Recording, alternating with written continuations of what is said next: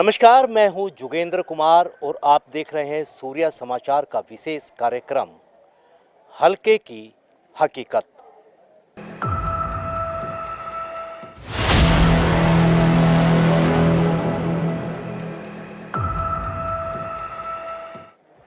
आज मैं हूं अटेली विधानसभा क्षेत्र में। ठीक मेरे पीछे राजकीय महाविद्यालय है। चुनाव में युवाओं के भी मुद्दे हैं, युवा भी मेरे साथ हैं। हरियाणा विधानसभा चुनाव घोषित हो चुके हैं। अगर हम बात करें अटेली विधानसभा की, इस क्षेत्र में शिक्षा को लेकर या युवाओं को लेकर किस तरह की व्यवस्थाएं रही और क्या मांग आप रखती हैं?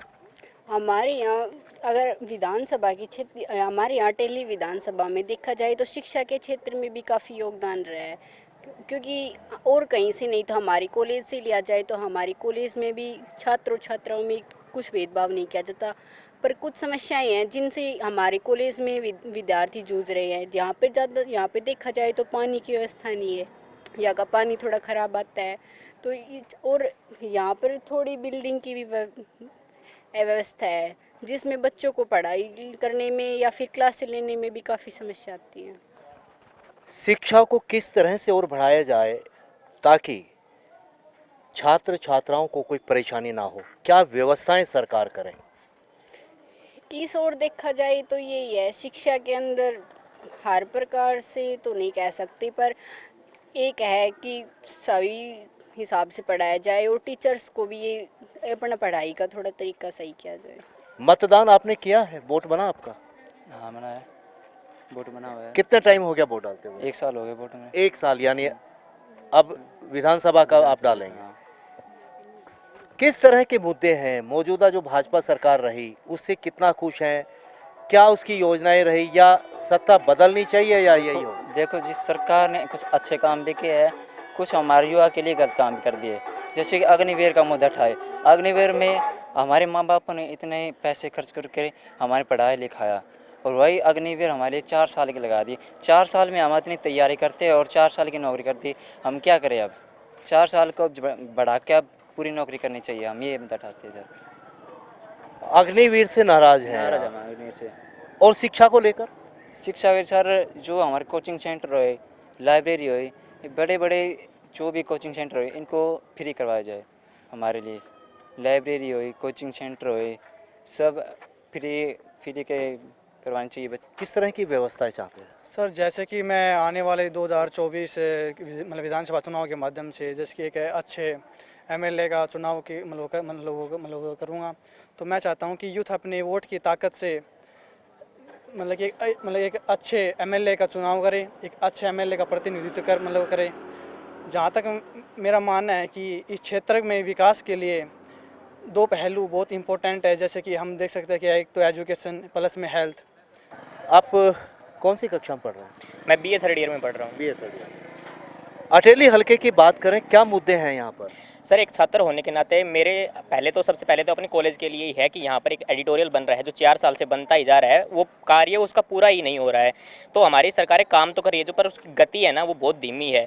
दूसरा, यहाँ पर कोई भी विद्यार्थी आएगा तो सबसे ज़रूरी है कि ट्रांसपोर्ट का सिस्टम क्या है। ट्रांसपोर्ट पर हमारी सरकार ने बहुत अच्छा काम किया है और जो व्यवस्थाएँ की गई है वो काफ़ी सराहनीय है।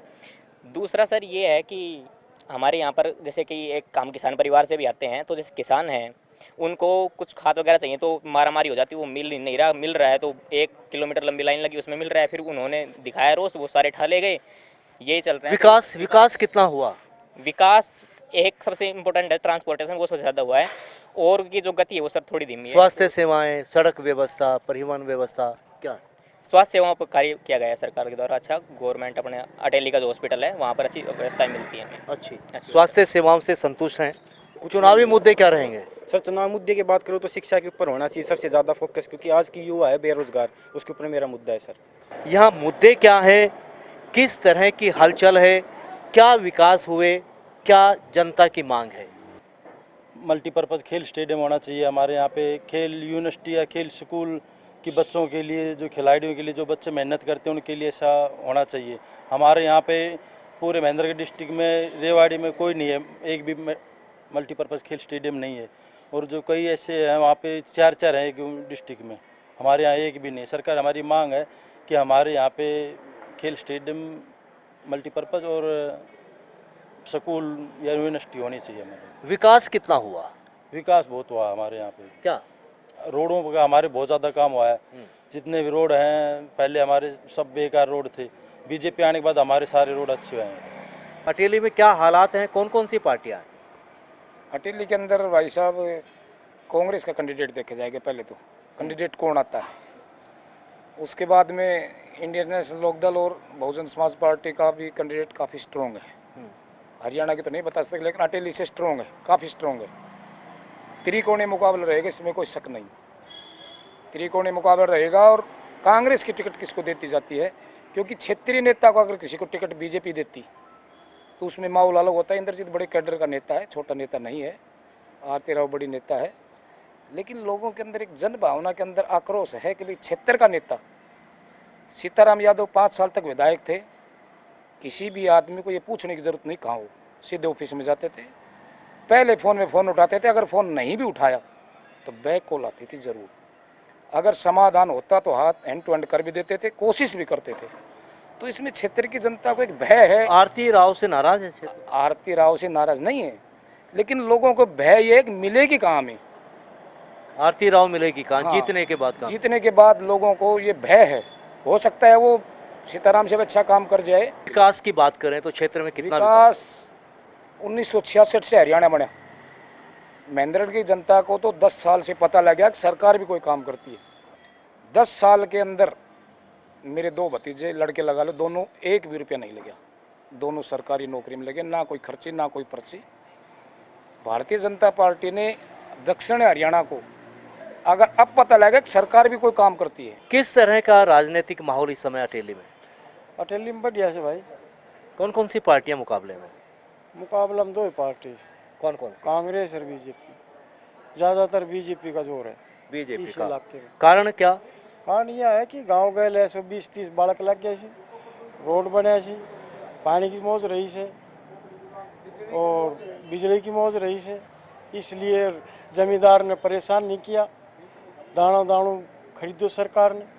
अटेली हलके के मिजाज क्या हैं चुनाव के? अटेली हल्के की जी बीजेपी का बढ़िया सिस्टम है, अच्छी सरकार है गरीब के हक के लिए।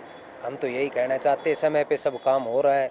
जानेंगे कि अटेली के हालात क्या हैं। देखो जी, अटेली के हालात अच्छे हैं। भारतीय जनता पार्टी ने हरियाणा एक हरियाणा के तहत काम किए हैं, और हमारे जैसा युवा साथी अगर ये विचार रखता है विधानसभा चुनाव लड़ने का तो ये बीजेपी की देन है।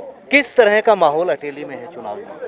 अटेली में बहुत अच्छा माहौल है जी चुनाव का। कौन कौन सी पार्टियां प्रमुख है यहाँ पर? प्रमुख कांग्रेस और बीजेपी 2 ही पार्टी है। विकास की बात करें तो कितना विकास हुआ? विकास खूब हुआ है। किसानों के लिए ये फसल खरीदने के लिए तो बीजेपी ने अच्छा काम किया था। चुनावी माहौल पूरी तरह से गर्म हो चुका है।